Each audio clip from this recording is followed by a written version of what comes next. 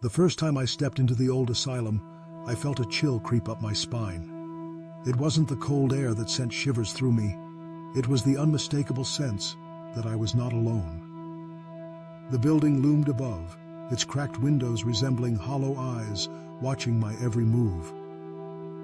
I had heard the stories, of course, urban legends whispered among thrill-seekers about the creepy things found in abandoned places. But nothing could have prepared me for what I was about to encounter. It was a Saturday morning when I decided to explore the asylum. The sun was shining, but the air felt heavy, as if the weight of the past pressed down on the present. My friends had backed out at the last minute, leaving me to venture into the unknown alone. I parked my car on the gravel road, the crunch of stones underfoot echoing in the eerie silence. I took a deep breath, steeling myself for whatever lay ahead. The entrance was partially obscured by overgrown weeds and rusted metal. I pushed the door open and it creaked loudly, as if protesting my intrusion. Inside, the air was stale, filled with the scent of mold and decay. The walls were peeling, revealing layers of paint that had long since lost their vibrancy. I stepped cautiously, my footsteps echoing in the vast emptiness. As I wandered deeper into the asylum, I stumbled upon a room that sent a jolt of fear through me. It was a small, dimly lit space, with a single window that barely let in any light. In the corner stood an old hospital bed, its metal frame rusted and covered in dust. Next to it lay a tattered straitjacket, the fabric worn and stained. My heart raced as I imagined the stories of those who had once occupied this room, their cries for help swallowed by the walls. I turned to leave, but something caught my eye. A small wooden box sat on a shelf, half hidden by debris. Curiosity got the better of me, and I reached for it. The box was surprisingly heavy, and as I opened it, a foul odor wafted out. Inside, I found a collection of old photographs, yellowed with age. They depicted patients in various states of distress, their eyes wide with fear, their expressions haunting. I felt a wave of nausea wash over me as I realized these were not just random images. They were the remnants of lives once lived, now reduced to mere memories. I quickly closed the box, my hands trembling. I knew I should leave, but I couldn't shake the feeling that I needed to see more. I ventured further into the asylum, each step feeling heavier than the last. I entered a long hallway lined with doors, each one leading to a room that held its own secrets. Some doors were ajar, while others were firmly shut, as if guarding whatever lay behind them. One door caught my attention. It was slightly open, and I could see a faint light flickering inside. I approached cautiously, my heart pounding in my chest. As I pushed the door open, I was met with a sight that made my stomach churn. The room was filled with old medical equipment, rusted and covered in dust. In the center stood a surgical table, its surface stained with dark, dried substances. I felt a wave of dizziness wash over me as I imagined the horrors that had taken place in this very room. But it wasn't the table that terrified me the most. On the wall hung a series of old photographs, larger than the ones I had found earlier. They depicted gruesome procedures, with patients strapped down and doctors looming over them, their faces obscured by masks.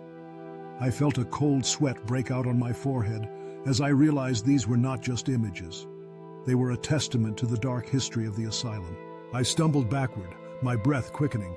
I needed to get out. As I turned to leave, I heard a faint sound behind me. It was a soft whisper, barely audible, but it sent a jolt of fear through me. I froze, my heart racing. I strained to listen, but the whisper faded away, leaving only the sound of my own breathing. Panic surged through me, and I bolted down the hallway, not daring to look back. I could feel the weight of the building pressing down on me, as if it were alive and aware of my presence. I burst through the front door, gasping for fresh air. The sunlight hit my face like a warm embrace, but the comfort was short-lived. I couldn't shake the feeling that something had followed me out.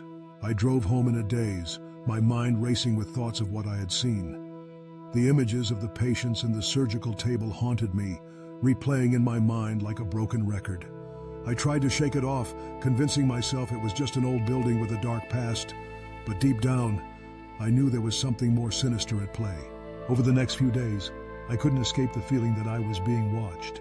Shadows seemed to follow me, and I could hear whispers in the silence of my room. I brushed it off as paranoia, a side effect of my exploration, but the unease lingered. One night, unable to sleep, I decided to research the asylum online.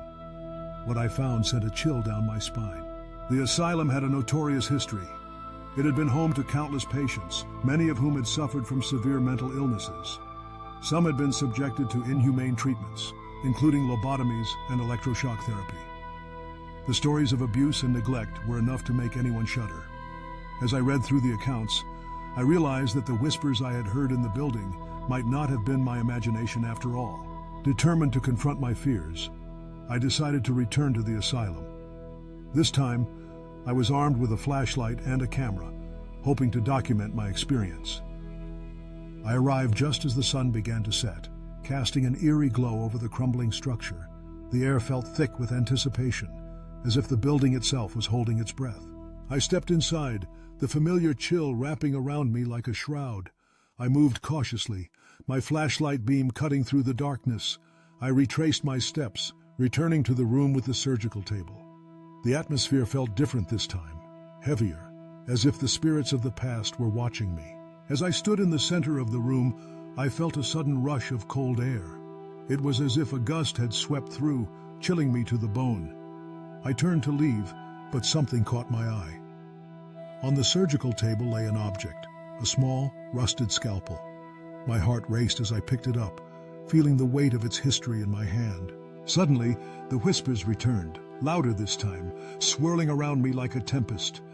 I couldn't make out the words, but the urgency in their tone was unmistakable. I felt a surge of fear, but also a strange compulsion to listen. I closed my eyes, trying to focus on the sounds. And in that moment, the whispers became clearer. "Help us," they pleaded, echoing through the room. "We are trapped." I opened my eyes, panic surging through me. I dropped the scalpel and stumbled backward. The room felt alive, the walls pulsing with energy. I turned and ran, the whispers chasing me down the hallway, growing louder with each step. I burst through the front door, gasping for breath, and didn't stop until I reached my car. I drove away, my heart racing, the whispers still echoing in my mind. I couldn't shake the feeling that I had connected with something beyond my understanding. The asylum was not just a building, it was a vessel for the souls of those who had suffered within its walls. In the days that followed, I couldn't forget the experience. I found myself drawn back to the asylum, compelled to understand what had happened. I began to reach out to others who had explored the building, sharing stories and experiences. Many had encountered the same whispers, the same feelings of being watched. It was as if the asylum had a collective memory, a shared consciousness that resonated with those who dared to enter. As I delved deeper into the history of the asylum, I discovered more unsettling truths. There were reports of strange occurrences, unexplained phenomena, and sightings of shadowy figures. Some claimed to have seen apparitions, while others reported feeling an overwhelming sense of dread. The stories only fueled my desire to return, to uncover the truth behind the whispers. I organized a small group of fellow explorers, each eager to face their fears and uncover the mysteries of the asylum. We met on a chilly Friday night, armed with flashlights, cameras, and an insatiable curiosity. As we approached the building, the atmosphere felt charged, electric with anticipation. We entered together, the echo of our footsteps reverberating through the halls. The darkness enveloped us, but we pressed on, determined to explore every corner of the asylum. We split into smaller groups, each taking a different route, the excitement palpable in the air. As we roamed the halls, we shared stories, laughter, and the occasional nervous joke.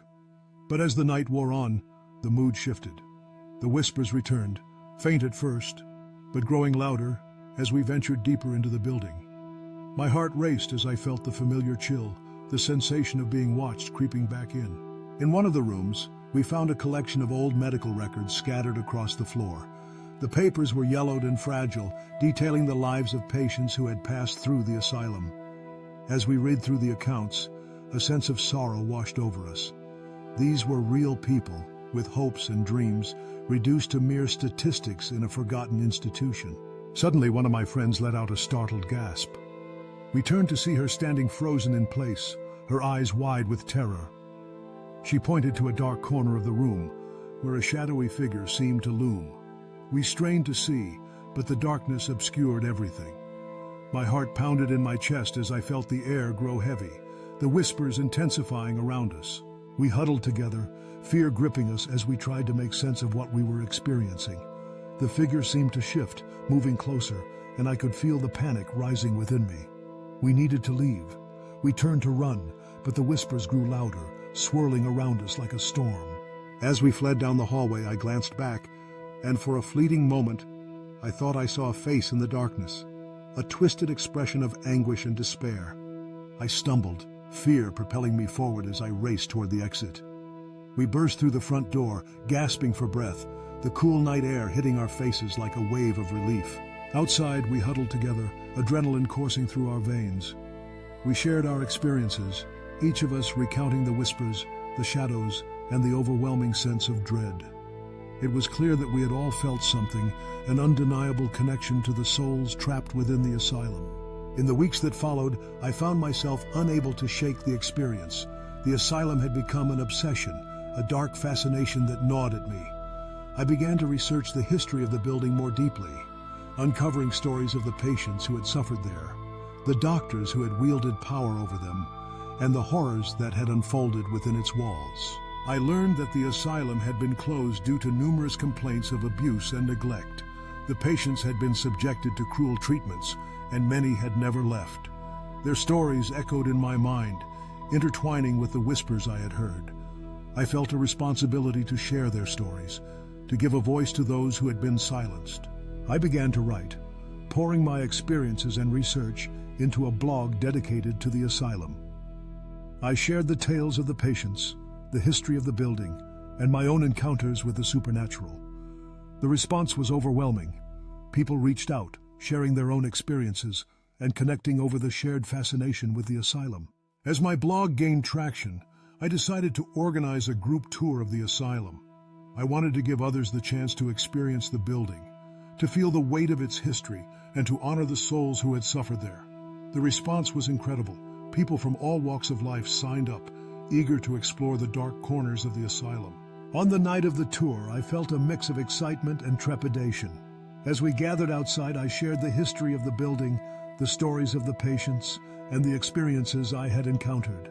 The group listened intently, their faces illuminated by the glow of flashlights, a sense of reverence hanging in the air.